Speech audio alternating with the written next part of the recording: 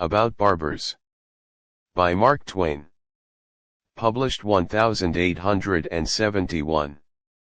All things change except barbers, the ways of barbers, and the surroundings of barbers. These never change.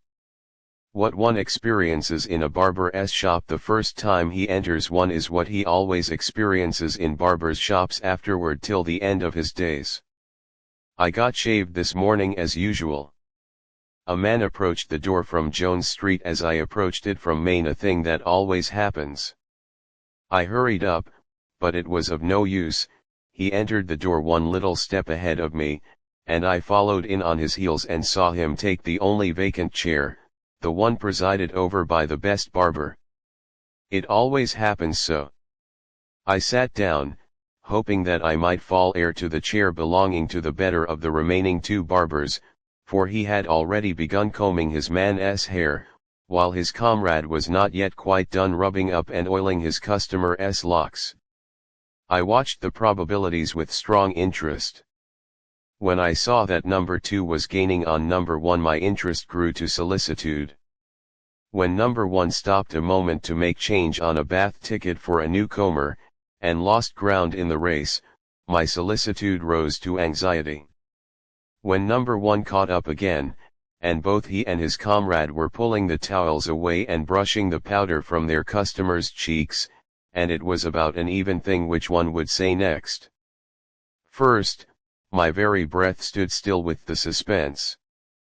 But when at the culminating moment number 1 stopped to pass a comb a couple of times through his customer's eyebrows, I saw that he had lost the race by a single instant, and I rose indignant and quitted the shop, to keep from falling into the hands of number 2, for I have none of that enviable firmness that enables a man to look calmly into the eyes of a waiting barber and tell him he will wait for his fellow barber's chair. I stayed out 15 minutes, and then went back, hoping for better luck.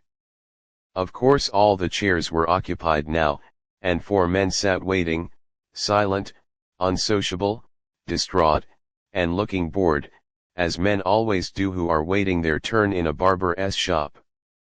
I sat down in one of the iron-armed compartments of an old sofa, and put in the time for a while reading the framed advertisements of all sorts of quack nostrums for dyeing and coloring the hair.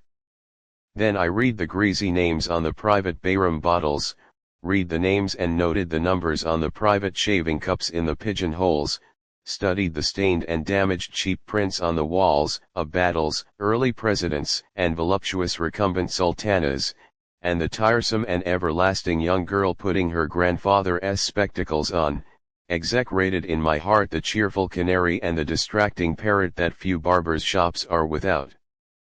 Finally, I searched out the least dilapidated of last year's illustrated papers that littered the foul center table, and conned their unjustifiable misrepresentations of old forgotten events. At last my turn came, a voice said next. And I surrendered to no too, of course. It always happens so. I said meekly that I was in a hurry, and it affected him as strongly as if he had never heard it. He shoved up my head, and put a napkin under it. He plowed his fingers into my collar and fixed a towel there. He explored my hair with his claws and suggested that it needed trimming. I said I did not want it trimmed. He explored again and said it was pretty long for the present style, better have a little taken off, it needed it behind especially. I said I had had it cut only a week before. He yearned over it reflectively a moment, and then asked with a disparaging manner, "Who cut it?" I came back at him promptly with a "You did." I had him there. Then he fell to stirring up his lather and regarding himself in the glass, stopping now and then to get close and examine his chin critically or inspect a pimple. Then he lathered one side of my face thoroughly, and was about to lather the other, when a dog fight attracted his attention, and he ran to the window and stayed and saw it out, losing 2 shillings on the result in bets with the other barbers, a thing which gave me great satisfaction.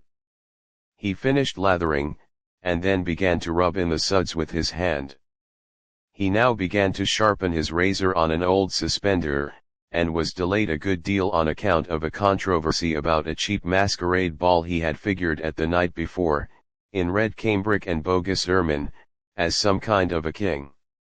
He was so gratified with being chaffed about some damsel whom he had smitten with his charms that he used every means to continue the controversy by pretending to be annoyed at the chaffings of his fellows.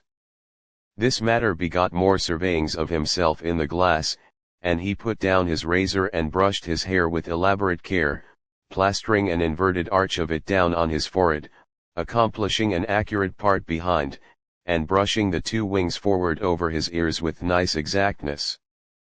In the meantime the lather was drying on my face, and apparently eating into my vitals. Now he began to shave, digging his fingers into my countenance to stretch the skin and bundling and tumbling my head this way and that as convenience in shaving demanded. As long as he was on the tough sides of my face I did not suffer, but when he began to rake, and rip, and tug at my chin, the tears came.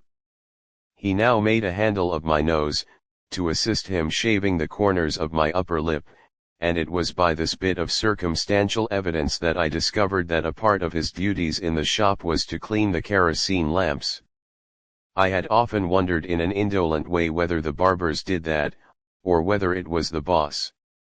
About this time I was amusing myself trying to guess where he would be most likely to cut me this time, but he got ahead of me, and sliced me on the end of the chin before I had got my mind made up. He immediately sharpened his razor. He might have done it before. I do not like a close shave, and would not let him go over me a second time. I tried to get him to put up his razor, dreading that he would make for the side of my chin, my pet tender spot, a place which a razor cannot touch twice without making trouble, but he said he only wanted to just smooth off one little roughness, and in the same moment he slipped his razor along the forbidden ground, and the dreaded pimple signs of a close shave rose up smarting and answered to the call. Now he soaked his towel in bay rum, and slapped it all over my face nastily, slapped it over as if a human being ever yet washed his face in that way. Then he dried it by slapping with the dry part of the towel, as if a human being ever dried his face in such a fashion, but a barber seldom rubs you like a Christian. Next he poked bay rum into the cut place with his towel, then choked the wound with powdered starch, then soaked it with bay rum again, and would have gone on soaking and powdering it forevermore, no doubt, if I had not rebelled and begged off. He powdered my whole face now, straightened me up, and began to plow my hair thoughtfully with his hands.